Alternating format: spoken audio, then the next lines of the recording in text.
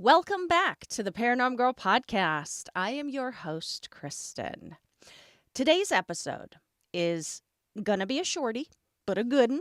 A bit more dressed down and more so in the vein of our 100th episode celebration, just so y'all know what's up before we proceed. All right, let us proceed. So, I recently attended Squatchfest over on the west side. I had an amazing time, you guys. So amazing.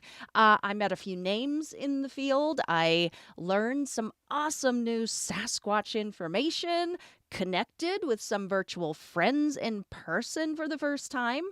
Had my most embarrassing moment in recent history. We'll talk about it. But we are going to go through all of it from start to finish. And for my viewing audience, I will also be sharing some pics of the journey as well. So I really hope you guys enjoy this unusual episode, the Paranorm Girls 2024 Squatchfest Report. Our first destination was the North American Bigfoot Museum in Boring, Oregon, owned by Cliff Barrickman. This place, I don't know what I was expecting, but it wasn't this. Not that I was expecting anything bad, but you guys, this museum is a museum. Like, it's just put together so well. The walls are covered in information placards and pictures and newspaper clippings. There are plaster casts to examine. Giant Bigfoot as soon as you walk in. His name is Murphy. And he is terrifying, by the way. Like, he dwarfs the tallest person in the room. And if Murphy is at all close to what people are describing them encountering out in the woods, holy heck. Tell me again how the witness should have taken a non-shaky photo as they are literally soiling themselves in this creature's presence. Things that I especially loved about the museum's exhibits were the inclusion of the native and early settler history, the actual plaster casts, both feet and hands, and this innocent-looking display called The Smell of Sasquatch, which contains the description of the smells that have been reported, which we are all probably familiar with by now, I'm sure. We've all heard one description or another. Witnesses claim the stink is overwhelming, musky, skunky, like unwashed human, like wet dog, etc., etc. And below the signage sits this little squeeze bottle with some pheromone chips inside of it, under the assumption that Bigfoot is an undiscovered ape. These chips are embedded with the reproductive pheromones from great apes and humans, and attendees are invited to, take a little whiff. Now, I am a curious sort, and so I did. And when I tell you, those chips are chips of absolute doom and horror. You will wish you were the person before you ever smelled them. Just foul. Two things I thought about as my life flashed before my eyes. Number one, now I understand why the scent of Sasquatch may stick out to folks out in the woods and put them into this hyper awareness state, because that smell does not belong in the woods. To me, it does not. It is foreign. It would put me on guard because it smelled to me just like Frito toes and unwashed butt inside of a teenage boy's dirty socks, buried in a landfill in the sun. Yeah, That's about how they smelled. My other thought, though, I did not smell skunk. I did not smell wet dog, both of which have been repeatedly reported. And another piece of information in the signage that caught my attention was that some people will take a whiff of the contents of this squeeze bottle from hell and report that they barely smell anything at all. So my other thought was, I wonder if people are actually smelling something different, like different scents in these encounters, like their nose and biology is interpreting the scent differently, if that makes sense. Not that it really matters, but I would be curious to know if two people in the same encounter might describe the scent drastically differently. Now, Sasquatch pheromones may stink, but you know what smells good to everyone? Manscaped. And this unusual and very off-the-cuff episode is brought to you by our friends over there. As Valentine's Day draws near, love is in full swing. The perfect gift for him? Let Manscaped bring grooming perfection, care that's divine for a Valentine's present. The ultimate find. Getting ready for Valentine's Day and don't know what gift to give the man in your life? No worries. Manscaped is here to save your love story with the all-new Performance Package 5.0 Ultra. Snag 20% off plus free shipping with code PNG at checkout. It's the ultimate gift to elevate his grooming game and keep the romance alive all year round. Cupid approved. Let me help the ladies to help their fellas out this Valentine's Day. Suave, sensitive, smooth, and smelling freaky good. Okay? Proper hygiene is good to have, period. Like all the time. But when love is in the air, when they are dressing and dining and wooing to impress, now is not the time for them to fall short. Ladies, we are aware how important scent is. Visual cues and scents can be all that we need to know before they even utter a word. We can see they care about their appearance with the help of grooming tools like the hero of the Performance Package 5.0, the Lawnmower 5.0 Ultra. With our bearded kings, the Beard Hedger. Got it. Check. Sir, no words. Shh. Shh, shh, shh. Shut your butt. Shut your butt. I can see.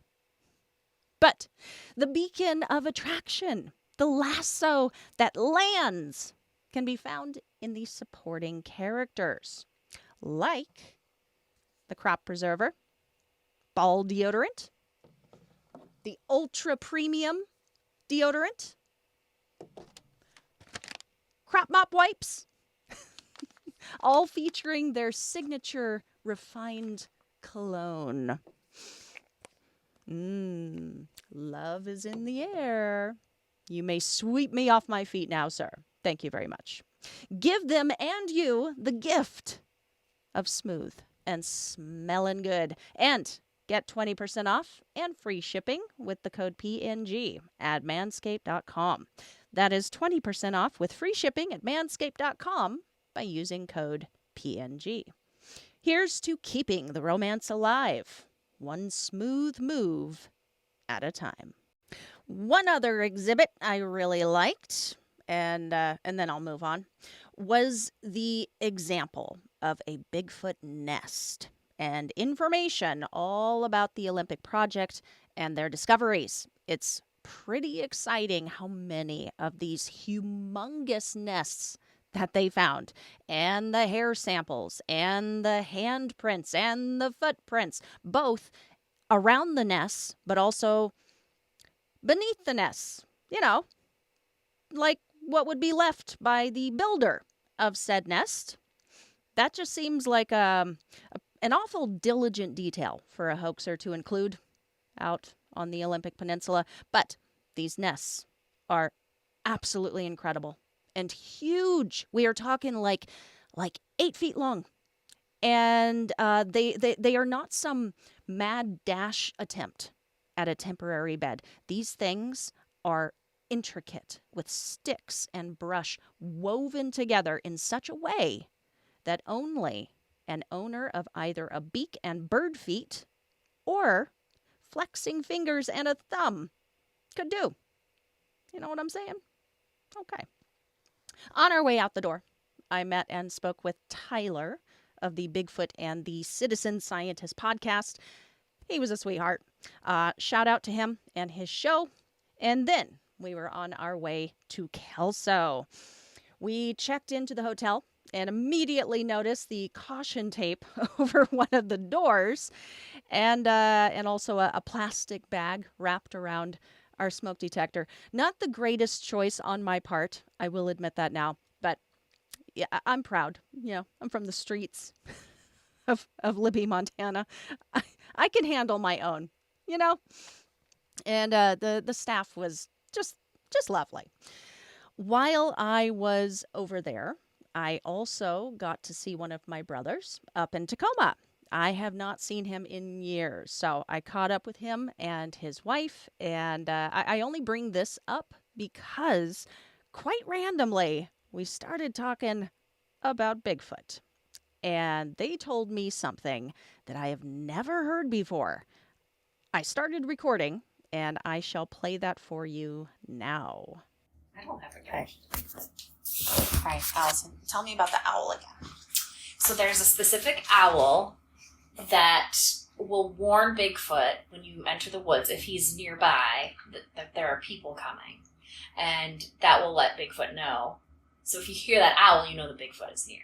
That is so incredibly interesting because I've heard multiple stories already of like when people are just out like looking for Bigfoot or they're doing calls or whatever, like they're on an expedition, they'll often talk about, no, you know, we heard other animals and we're hearing a lot of owls and like, you know, you can tell like the difference. So they know it's not Bigfoot, but they like owl comes up a lot.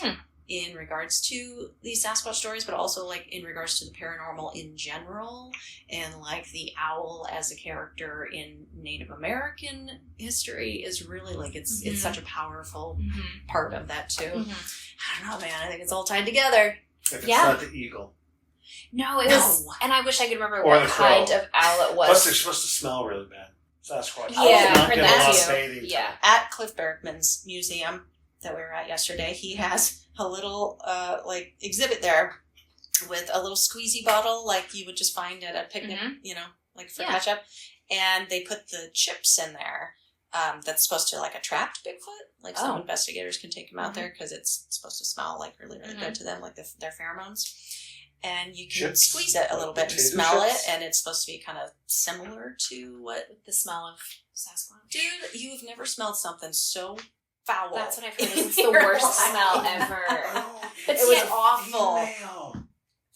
Maybe. But that's the thing is, I don't remember being in the woods and smelling. Serious. No, that. That's like, really what it's smell. attracting. If it's the pheromones, it's all about mating. So just like with deer and stuff, you can buy deer pheromones that you can female pheromones, and hunters have done this. And there's videos on YouTube of hunters getting the kicked out of them by bucks who come looking for a mate, run into the hunter, and then just kick the out of him because he smells, because he's not the mate. These chips aren't actually female Sasquatch pheromones. I mean, probably. That would be amazing if that were true.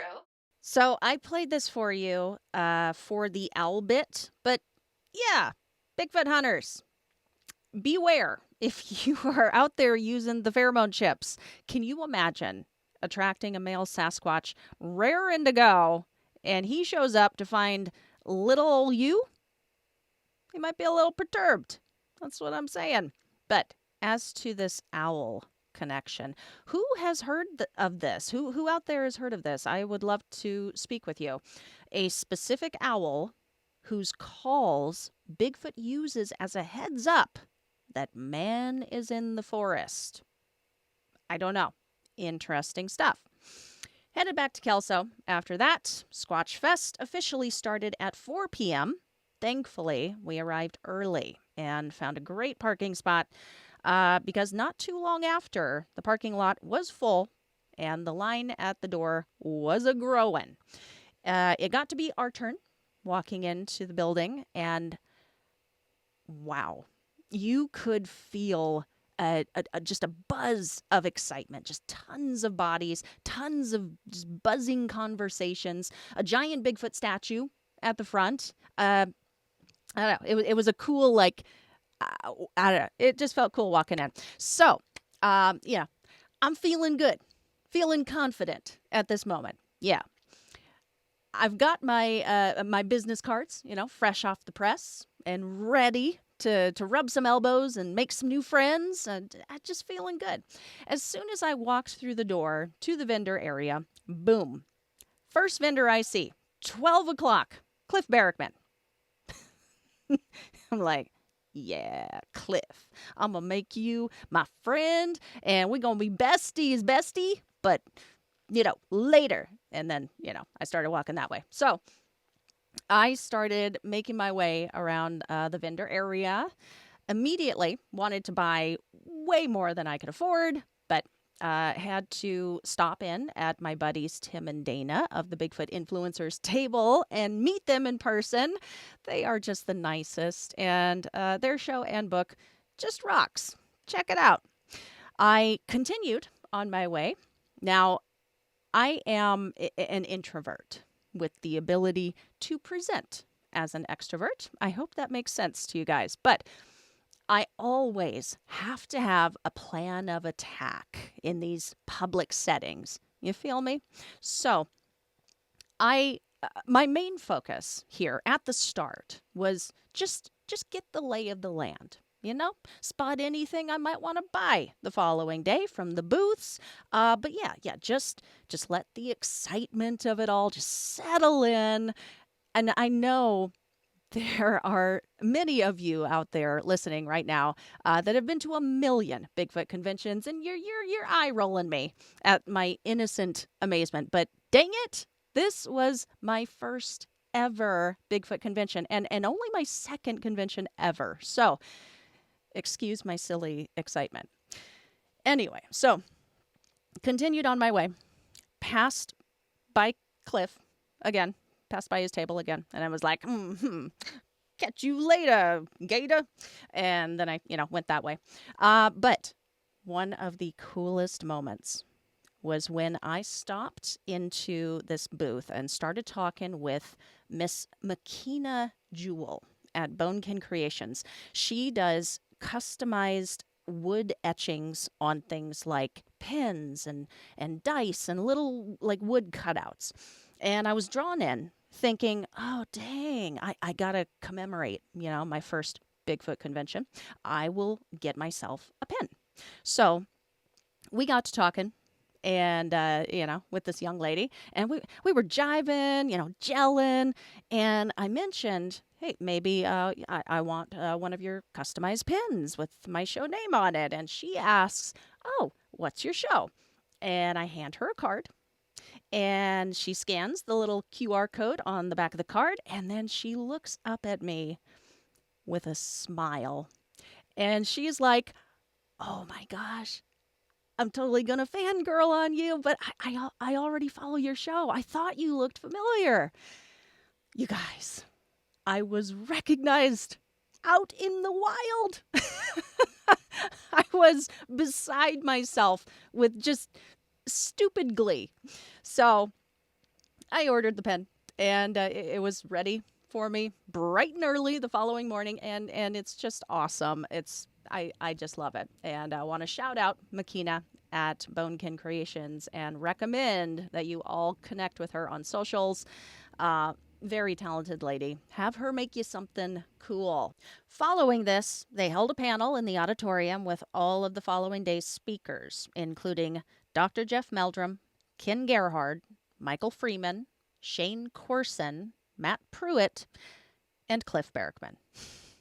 I missed Craig Yawn's introduction earlier when I was schmoozing with my one and only fan. But he would be the MC for the entire thing. He was just a presence the entire time. So that was day one. The second day, the following day, I knew going in it was going to be just jam packed, full of speakers and food trucks and beer tasting. Okay. They had a beer tasting tent with live music playing like all the time. Just rad. It was so rad. And I'm a fan of my, my specialty brews, my IPAs. I know. Gross, right? So first thing this morning, I headed into Dr. Meldrum's talk. Oh, it was outstanding, of course. What a great way to start this day.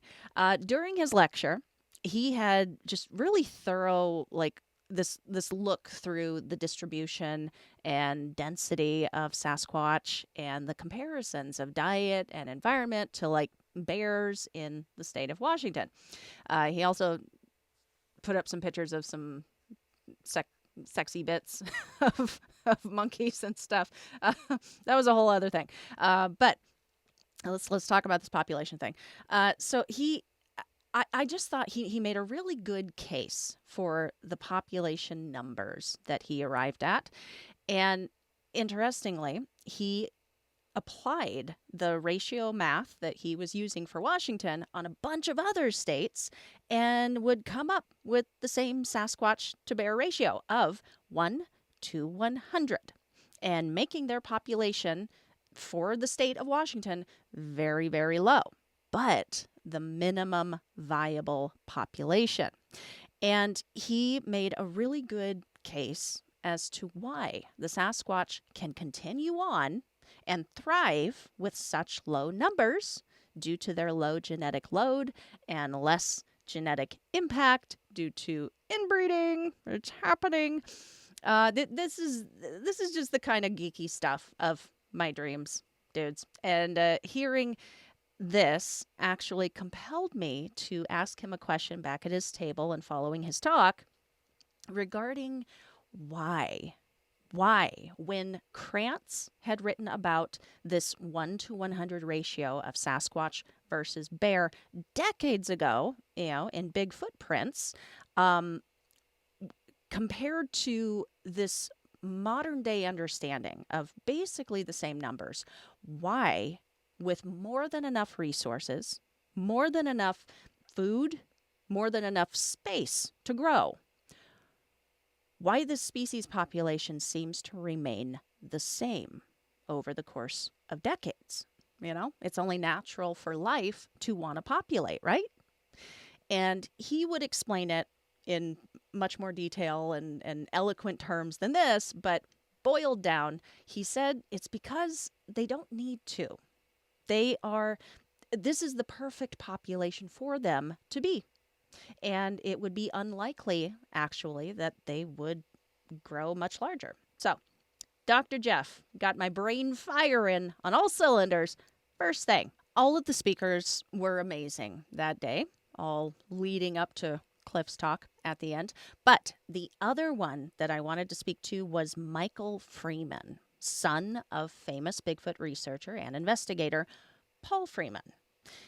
His talk was just really interesting. He has written a book called The Freeman Bigfoot Files, which I have purchased, digging into now. Grabbed my e-copy as soon as I got home.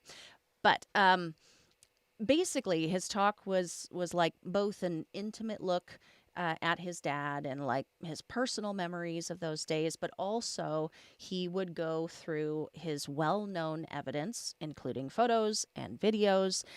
He showed the famous capture, there he goes, that video. And I have watched it before, a lot.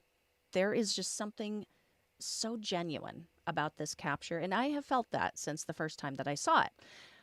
But if I hadn't already been of that opinion before Michael's talk, I certainly would have been following. As a matter of fact, my sister, who accompanied me on this journey, walked into the convention skeptical and just not sure what she thought about the whole subject. and walked out quite a bit more friendly to the existence of Sasquatch thanks to Michael's lecture. One moment that just threw me was when he played the second part of that video, and I had heard other people talking about this. Oh, there's a baby Sasquatch in there. Doug Hychek had noticed it 8 years after Paul Freeman had shot it. Paul hadn't seen the baby when he was there, when he watched the video following, and neither did anyone else that he showed in the years following. Fast forward 8 years, Doug's sitting there watching this thing on repeat and suddenly goes, "Hold up, what is that?" You guys, I was in the front row watching this video replay on the big screen, and it finally clicked. I finally saw it. There's a dang baby being picked up and swung around in that video. That's absolutely what it looks like. And I don't know what else it could be. Even looking at it skeptically as I possibly can, I don't know what else it could be. I was just at a loss and just really affected by that. Following this, we broke for a quick break, headed out to the food truck area. A lot of serendipitous, bordering on paranormal things happened on this break. And if you guys ever want to know about the weirdness, just let me know, and I will tell the story on the show. Basically, my brother-in-law's death anniversary, it fell on this weekend, and he paid us a visit. It was really weird, but incredible. But back to the Bigfoot stuff. Standing in line, my sister started to talk with the fella behind us because he had the coolest Bigfoot Hawaiian shirt on. Ended up being the lovely gent who took the famous photo of Sasquatch up on the snowy slope. I will put that picture up here for my viewing audience. But my listening audience, you do know it. So we met and chatted him up. You just, you never know who you're going to meet at these things. And following this, met up with another of my virtual buddies for the first time in real life, Mr. Dwayne of Sasquatch Syndicate. Brother from another mother. I tell you what. I have linked their show in the notes if you want to go give them a subscribe. It was at this point, Dwayne says, yeah, he knows Cliff, and he would be so kind as to introduce us. And having spent all this time kind of waiting for the right moment to go, make a good impression on the man, I was like, yeah, you know what? Yeah, now is the time. So we go up to the table. I am introduced. Cliff turns his by this time very tired attention all on me. And I froze, dudes. I did. Oh, total deer in the headlights moment. I don't know why. He's a nice dude. I can't explain it. But I'm only human. And that is what happened. I did manage to mumble something incoherent, like, I love Bigfoot and Beyond, just so glad to meet you, and really looking forward to your talk, and then instead of confidently just asking him to be a guest on my show, for some reason, the universe saw fit to make it so much worse. I was like, I was just wondering how one goes about being a guest on your show. Is there like an application or something? That's not what I said, but it was something to that effect. He was gracious enough with his answer. It shook my hand and then I crawled away to go die somewhere. So that was the most embarrassing moment, if you haven't gathered yet. Nothing a little beer tasting won't soothe. So we went and got a drink and then headed back into the auditorium for Cliff's talk, which was great, of course. One thing he talked about reminded me of an episode that I intend to do before the season is over. Throughout these seasonal explorations, I always dedicate at least one episode to a skeptical take, right? And throughout the Bigfoot history, there have been some absolutely phenomenal hoaxes. So I do intend to cover those. But he told us about this personal one that I found very interesting. So somebody had submitted a photo to him. The person claimed it to be like a trail cam capture, I believe. It was a close-up of what appears to be a very furry elbow of a Sasquatch. The person who sent it was like, "Oh my God, look what I captured. What do you think?" Turns out the elbow did belong to a Sasquatch that Cliff was very familiar with because it's sitting in his museum. The Murphy hoax. A for effort. F for literally everything else. And for trying to trick people. You know, just some people always going to make it harder than it has to be. Anyway, following this talk, I headed back into the vendor area to say my goodbyes. Congrats to Tim and Dana for selling out, my dears. Awesome. So awesome. I'm so happy for you. I officially met and chatted with Michael Freeman and Ken Gerhard while I was in there. Just awesome, laid-back guys. Yeah, that was so cool. Got some autographs, joked, laughed, talked. It very much felt like a celebratory thing, like mission accomplished for everyone, and everyone was just relaxed, and it was just very cool to close it down that way. And that was really it for Squatchfest. That is my recap. So this was an unusual episode. Again, basically just wanted to do a check-in with you guys and tell you all the cool stuff that happened on my journey.